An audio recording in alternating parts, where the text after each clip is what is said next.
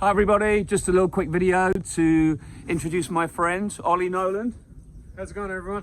I'm actually out in Ireland, in Dublin, for this week.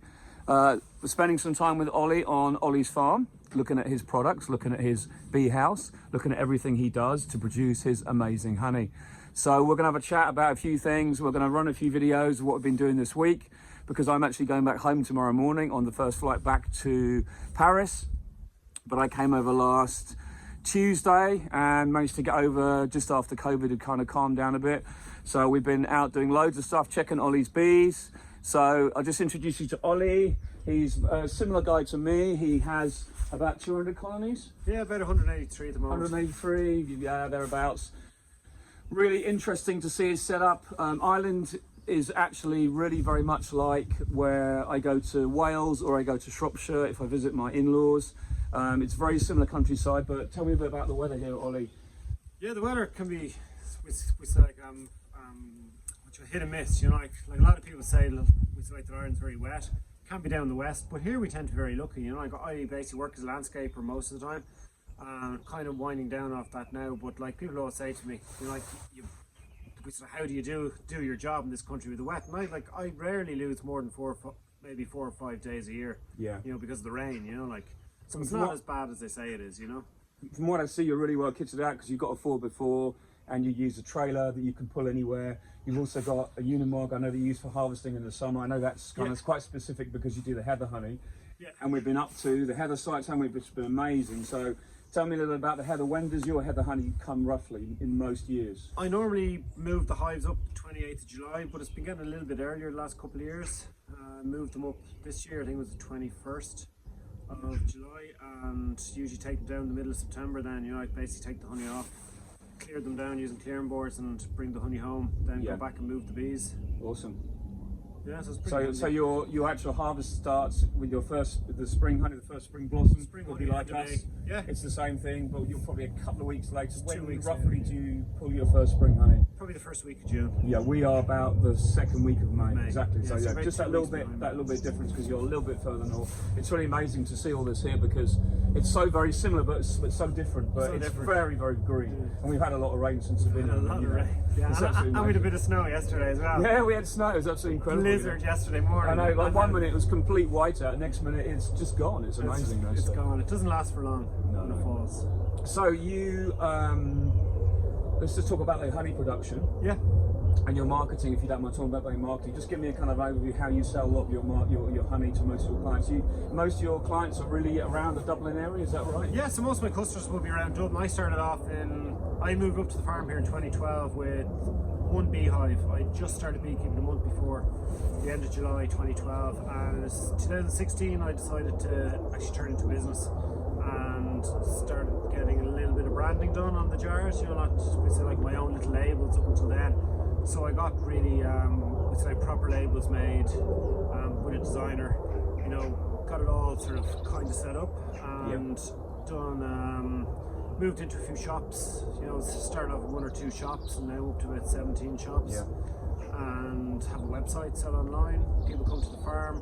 Most of the customers are around Dublin, but I do ship online, basically to the whole island, north and south. And I used to ship to the UK, mainly heather honey before Brexit, because that's just a nuisance now. Yeah, but maybe you will be hopefully in the future shipping more to Europe as well as you expand. Yeah. I mean, you can, like you said, you can do it now, but it's just quite tedious with the documents you need and everything like that. It's a lot of documents, and as well, you know, like I don't have the quantities yet. Yeah, you know? I mean, I'm absolutely super impressed by what I've seen here. I mean, you're from someone who's 5 years ago gone from that to the numbers you've got, and the way you handle it, honey, the way you do marketing, the way you do your packaging, it's absolutely fantastic. You know, it's been amazing for me to see this because there's so many things that I have seen and gone, wow, is that how you do it? It's like, is that all you do? And you've gone, oh, don't be stupid. Of course, that's all you do. You know what I mean? It's like, but it's amazing, you know, because like it is the same. You know, like you can ask the same question to, we'd say, like maybe 9 or 10 different beekeepers, and you get 9 or 10 different answers. Yeah. You know, so there's loads of ways to do the same thing. Yeah.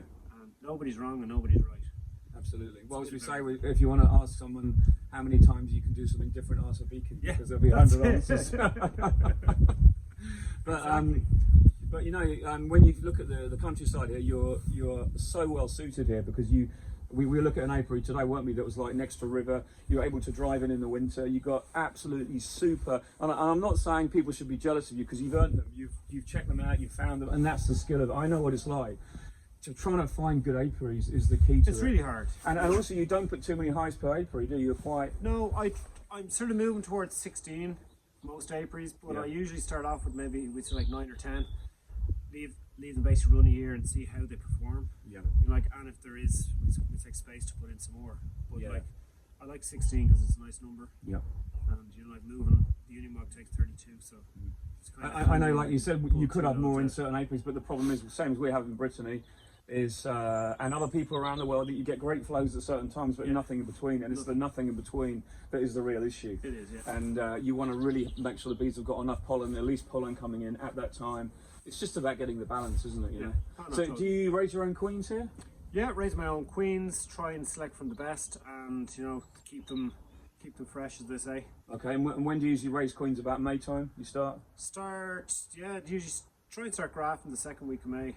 You know, have some cells ready then, like the week after, or the end of the next week after that. Cool. And then start doing some splits. But this year I'm going to try basically splitting more hives onto flight boards and basically popping a queen into the top and see what happens. Okay, good, excellent, yeah. Because from what I've seen, you're going to have a lot of bees to deal with this year. I'm actually quite surprised that they're, you know, like, they're looking pretty in good shape. Yeah, like, I mean, in all fairness, like, we went around to a good few sites, and there was one dead out, but that had a mark on the back of it, like, you know, she was queenless up in the header, there was something wrong. And one nuke, isn't it? That's about it. Yeah, I think I'd say you're 99.96% so far. Well, we're still on there's still a long way to go. A long way to go. But you know, I suppose we could say, you know, you could say quietly optimistic at the moment. It's good. That's nice to see. Yeah, no, it's really nice. I know you're a bit worried about me coming around to see your apiary because you're dreading opening up the hives and finding a lot of dead outs and like, that'd be exactly the same. I was dreading that we go with like, if it was one, if we just pull off another one. A lid and we just see like a little tiny cluster and go, oh no, like a little like one seam of bees in a big 10 frame hive. But actually most of them are pretty full in the hive. Do you know what, one seam of bees in a 10 frame sometimes can make it, you know, especially if you get to this time of year, they're still alive because they might be just starting to make mice. So we're going to have a look at Olly's honey production, how he handles his honey in his extraction unit, which is a really good thing for me because I'm just building a shed exactly like the one behind Olly, and I don't know whether I'll have the skill at this stage to bring everything together like he's done. That's something I'll have to grow into, but he's had a lot more time to grow into what he needs for his individual extraction. For instance, he has a swing basket extractor for his honey because a lot of his heather honey. Heather honey is obviously a thixotropic gel, and he has to extract that in a different way. Where I don't have to do that. Luckily, I have 2 flows. Olly has 3, so that's something you really had to invest in it. But you know that how good. So it's kind of moving towards that, you know, because I had a 42 frame radial lysine extractor up to now, which is brilliant. Like I really can't fault it, but you know, I suppose to be efficient going forward, I need to be bringing the bees up to the header and basically giving them drawn combs. You know, get as much heather into the supers as possible. It's a bit like us with our 8s. And then not actually having to basically crush it down, you know? Yeah. It seems like such a waste having to, you know, to come with a knife and cut out the comb out of the frame and squeeze it down. So I think like the aim eventually is to be able to extract all honeys and preserve the combs. Okay, brilliant. That is the plan. I mean, that extractor you've got is like super incredibly. It's the strongest, biggest extractor I've ever seen. We'll have a quick look at it in a minute. It's 24 frame swing basket. Yeah, and the great thing is it does heather honey as well as all the other. Okay, some might say, well, you don't get so many frames, but that's beekeeping. There's always a trade-off, isn't it? I think it's like 4.5 minutes per cycle. Yeah, it's brilliant. It's absolutely amazing. The frames are fully extracted. Whereas the lysine, you could be 30 minutes extracting. Yeah. You know, like even though you're going faster and faster, it still takes a long time to get it all out on the radio.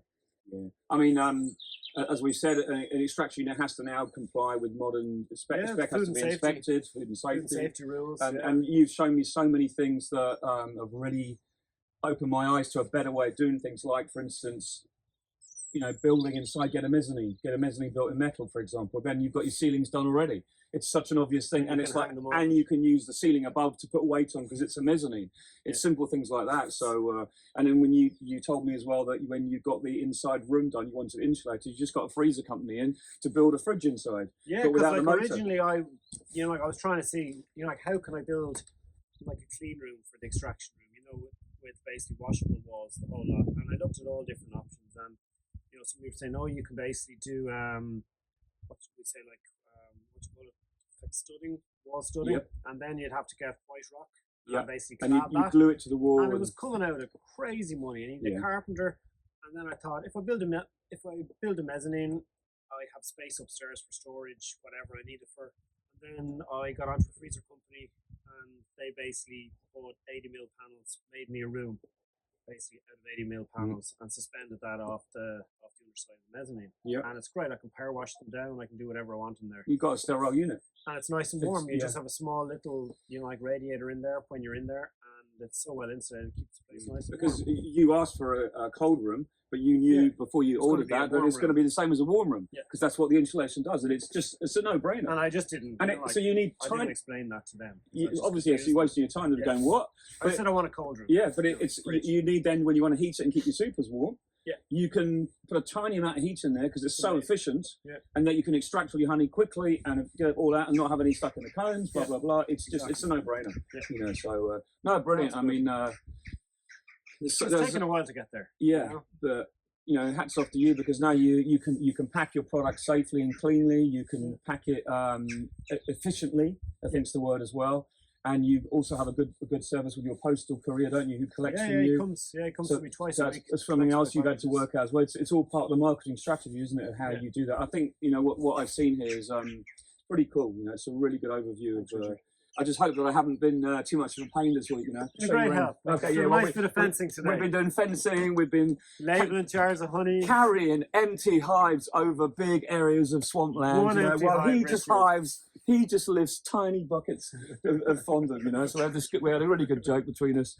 So we're going to nip inside now and have a quick. So we're in Olly's fantastic extraction room, which was, as he said, a freezer unit construction, but the floor is a resin coat, and I'm looking at all these things.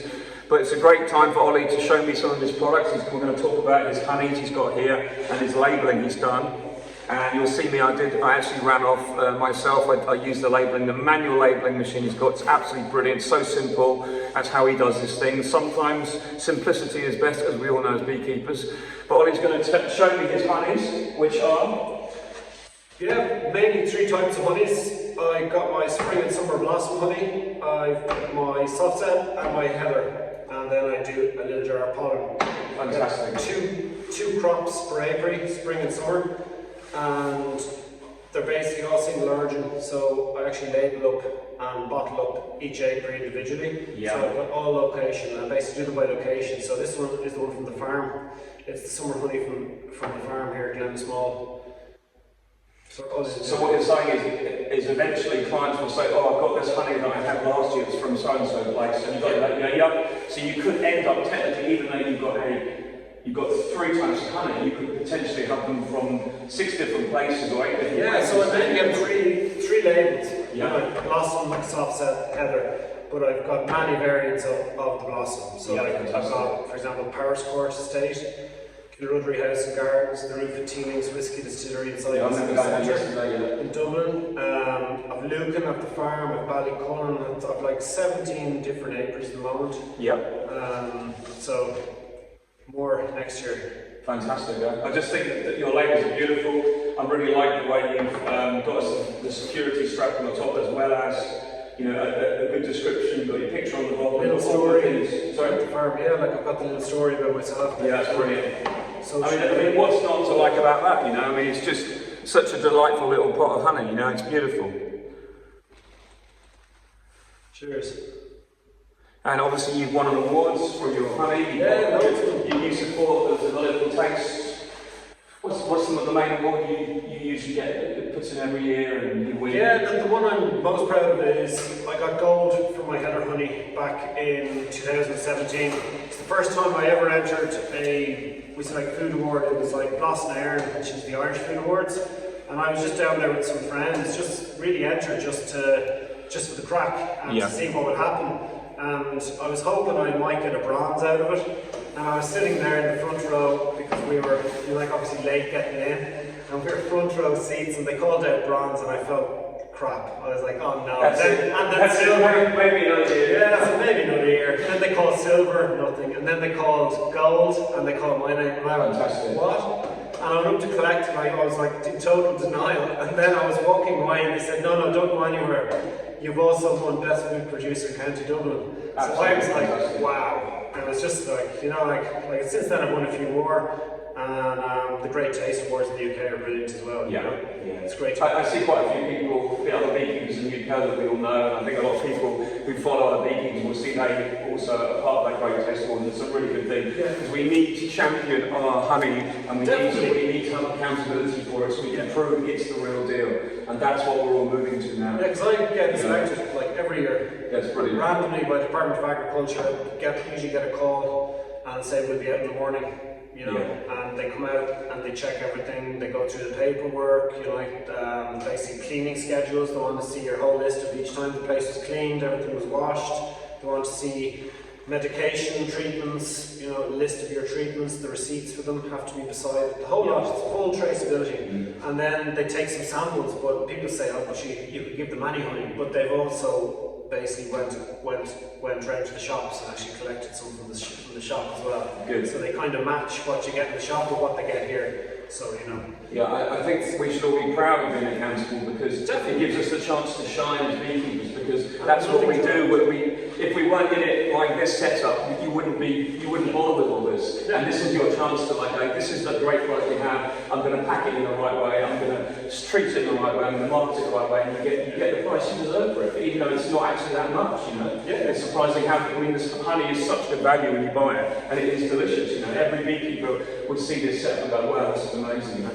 So leading on from that. Obviously, this honey is on top of the most amazing honey extractor I've ever seen in my life. Okay, so we're going to show you this. This is a Bugelo 24 frame swing basket extractor from New Zealand. From New Zealand, right? So I'm just going to dip this camera forward. It's probably more than I need at the moment, but the reason I got it is I'm trying to make this business future-proof. So I'm trying to scale up for the future. So. Okay, so I'm just going to show you inside. So you've got 3 baskets times, how many is there? 15? Fine. How many frames do you say it does? 24. 24, so that'll be, out of the 3 you've got 8 baskets like this. Yeah. And the really cool thing is, as this works, during its cycle, that's right, it slows down and reverses the baskets. And I'll show you that in the video now, because I can show you that. I took some video running yesterday. It's absolutely amazing, but you can see the construction here. Olly's quite innovative. He's actually raised it a bit off the ground to give it extra height that he needed to. So it's really good, you know. So yeah, can we just run through this very briefly? You've got a Paradise Honey decapping line. Yeah, Paradise Honey uncapping line. Frames go through. The cappings drop down into the screw press. Screw press gets basically squeeze the honey out of the wax. Yeah. Honey goes down into the tank. Whatever honey drains off the frames goes into the tank. Frames go into the extractor, spin round, and there we go. Yeah, and that's about the basic cycle, yeah. Excellent. And you also do some cream honey sometimes? I do some soft set. This one here. Soft set honey, yeah. Nice white soft set. It's very, very popular now. Excellent. Well, let's just pop this camera back in so we can finish chatting then without me wobbling it everywhere and everyone going, oh, I wish he'd keep still, for goodness sake. But anyway, it's just amazing to see this set up. I think everyone would be the envy to have a machine like this. But obviously Peter Bouvet is in New Zealand. He's a big Manuka honey extractor, isn't he? And that's why he makes machines like this. So if you ever hear of like the heather honey looseners, you'll hear like if you go onto any of the websites, you see a Bougelet. It's like heather loosener, and that's where they come from. Okay, awesome. Yeah. Oh, this is like industrial. It's the most industrial kit I've ever seen in my life. And like you say, you've got to future-proof it. You know, this whole setup is so great. You know, to any beekeeper. I mean, we'll go outside into this is where Olly does most of his clean packaging, because when you not so much packing here, but bottling, extraction bottling, so it's clean and sterile. And I was doing quite a bit of labelling yesterday, 800 jars in about 6 hours. Yeah, it's about that, yeah. So, to be able to do that is just incredible. You can imagine what it would have been like trying to stick all these labels on by hand with a simple machine. that puts them on? I think it's around 20. Like you can do a 20-jar crate in less than 5 minutes. Yeah, it's just fantastic. And that's what that's what the other labels underneath as well for the expiry date. Yeah, we do that. Yeah, that's how you do your thing. Yeah. That's how I do it. There's other people that actually run their labels through a label printer, and then they put the expiry date on that label. But it's just what works for you, like everything. Yeah. And you have to use what you have, But obviously you've invested in all that gear, so maybe there's other things that you, like you said, you wish you could do differently. But no one, wherever I go, nothing's perfect. Wherever I go, I meet people. I always say, I wish I'd done this like this. But I'm going like, wow, this is amazing. I mean, little things like the sockets in the roof. You see those there? It just means you can plug anything in without having to get up on the ladder. And it's all universal adapters and sockets, so it's just a simple thing like that, but really, really cool. I'm just going to give you a very, very quick tour of Olly's main area of his honey extraction unit. And what you can see behind me is the double doors that lead, and you can see Olly, that's Olly, yeah, he's there again, all right? He won't go away. He won't leave me on my own. What you can see is the double doors to the extraction room. But very briefly, above that, because he has a mezzanine, he has storage upstairs. So what we've done is very carefully, he's used the upstairs space that I otherwise would have been. You can see the height of the room inside. You've got all the room you need. It's 3 meters. It's almost more than you need. So it's pointless having anything above not being used. So if you get a mezzanine built in it, everything underneath is usable and everything above is usable. So you've got, obviously had to have a spec staircase built. And then he has all storage room for all his gear. He has a forklift truck, a very, very simple forklift. It's just a battery one. You don't need a lot, but by having pallets, by having all of that, palletizing everything, you can move everything you need to around. So I'll just come out of this corner a second. I'll just show you. He also has his hives for this year on ones he's been painting up. It's not easy to show this. There you go. You can see all those hives are already stacked up on the standard kind of pallet. What do you call those? Shelving? Racking, yeah. Just normal racking, yeah. I mean, it just gives you an idea of things, how you can do things here, and gives me like an amazing. Yeah, so we've made pallets like that take 4 boxes. Okay. We'd say like a footprint of 4 boxes, and I can go 5 brood high or 7 medium high Langstroth. And it just means when I'm harvesting the honey, it goes onto the trailer or the depending whatever. And when it comes here, I just can actually lift it off with the pallet truck and move it around. Fantastic. Besides having to lift. Yeah, that's something I'm looking into. There's so many good pieces of kit now that our beekeepers are starting to be able to use, because we know about injuries to our backs, we know that we've got to live carefully, but we know that we can actually get clever, innovative things now that are. It's just a question of like risk assessing your apiaries and working out, right, I can get my truck right in there, and then once it's on the truck, I'm great, because when I get back, we're minimising all the time those risks. So like now you can use your forklift, you can get pallets upstairs, so you can store your glass upstairs. But just having that forklift is such a massive tool, isn't it? I think out of every piece of equipment I have on the whole farm, fork truck for me is #1. Yeah, brilliant. Just that it's so versatile for doing everything. But an attachment as well that goes onto the fork. Yeah. And it's got like a ball hitch on it. Okay. I can attach it to a trailer or the shredder or whatever I have outside, and I can move it around the yard easy. Yeah, so it's great. Well, absolutely fascinating, massive eye-opener to me to actually come to see someone who's done it on a big scale. And he's built a modern pack actually. Growing into it. Yeah, nice. And thanks so much, Olly. Just no problem. Brilliant. Thanks for allowing me to a few days to have you come to visit me in Brittany. Definitely. And you can, I'll be on the phone going, you showed me that, how did you do it? So what I love what you've done is I love the way you brought your technology into the honey house, but it's not expensive if you know what you do. I don't know how you found out so many things, because I'm like, how do you manage to do that? I know you've got a lot of really good security here, which is brilliant because it helps you. You can go out and you know your gate's closed. If there's alarms on things, it gives you that, not edge above the criminals, but it gives you that ability to get on with what you've got to do. And beekeepers, well, our lives are really busy. We have to be out late. All those little things that you brought into yourself are helping you a lot. Oh, brilliant! I'm really surprised, So yeah, it's fantastic. But I don't really want to go back, and I want to stay here a few more days. And we've been out enjoying ourselves of an evening, drinking lots of beer, having some nice meals, sampling the local Guinness. So it's definitely a one. If you ever get a chance to get across to Ireland, get over because it's an absolutely wonderful country. I know I'm getting paid by, was it Visit Ireland? Yeah, the tourist board. The tourist board, yeah. No, it's a beautiful place. People are really friendly. It's been an amazing time, and I really love the fact that we can come to meet other beekeepers around the world. And they are so open to people coming in who are like-minded like them, who we can share things with and just knock off ideas. And but only do it now because it's this time of year we can do it. Because it really would be nice to have you here full swarm season, for 2 weeks. I'm honoured, thanks. But unfortunately, I want you to come to me then. So the thing is, as well, it just to say, before we finish, is that the problem is most of the beekeepers we kind of meet are people from Northern Hemisphere, and they're all doing the same thing. We get so little time in the summer to meet each other, and we're just like flat out, and everybody knows it. So, but once again, brilliant, excellent to be around. Picked up so much, can't thank you enough, and thank you very much. We'll be following you. So good luck, and hope your venture keeps going as it is. Thank you. So, till the next time.